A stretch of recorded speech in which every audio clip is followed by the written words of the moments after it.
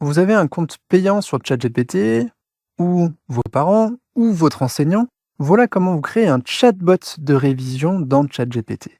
Donc là, c'est votre interface normale.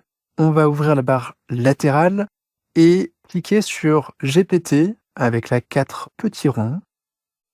Et en haut à droite, créer. Alors vous avez tous accès à ces GPT. Donc c'est des GPT qui ont été créés par la communauté sur plein de sujets différents. Ils peuvent vous aider à créer des images, créer des chansons, optimiser vos prompts, traduire, ça c'est ce que j'ai créé moi. Mais pour en créer, donc il faut un compte payant et vous cliquez donc sur créer. À gauche, je vous propose un éditeur ou un peu c'est une sorte de GPT pour vous aider à créer des GPT, un truc un peu méta, un peu compliqué. Passons, moi je préfère aller directement dans configurer et on lui donne un nom, tout simplement. Mes examens. Donc ça sert à rien. La description et le nom, c'est juste pour vous. Instructions, donc ce sont les consignes. C'est le prompt qu'il va falloir lui donner. On va lui donner un gros prompt. Et tout simplement, on va aller récupérer le prompt qu'on avait produit sur la vidéo juste avant.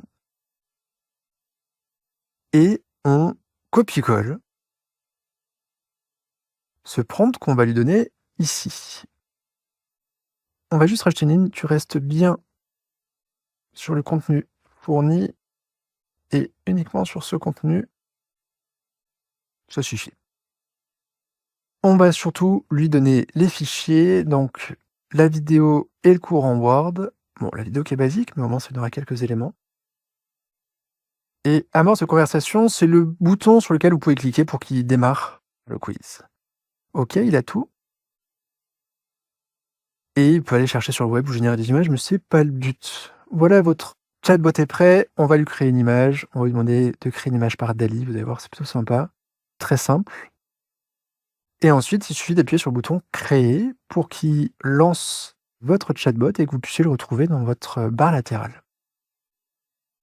Là, soit vous le mettez sur invitation, c'est-à-dire que vous devez mettre un email de quelqu'un qui a un compte payant pour qu'il y accède, soit vous le mettez pour tous les utilisateurs de votre société, soit toutes les personnes qui ont le lien. Là, idéalement pour un prof qui veut donner cet assistant à tous ses étudiants, à tous ses apprenants, il génère le lien.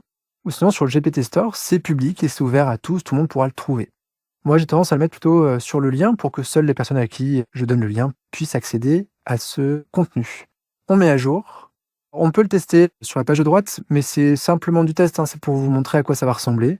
Vaut mieux aller directement sur le GPT. Et là, vous faites quand même 2-3 questions, voir ce que ça donne, si ça vous plaît, et vous optimisez votre prompt. Comme ça, l'avantage, c'est que votre prompt, il reste là, il reste figé, et que quand vous reviendrez dessus, vous aurez toujours la même chose. Il commence toujours par cette réponse. Question libre, qu'est-ce que le PIB? Je vais pas le faire cette fois-ci, parce que je vous l'ai fait juste sur la vidéo d'avant. Mais du coup, ça démarre plutôt bien.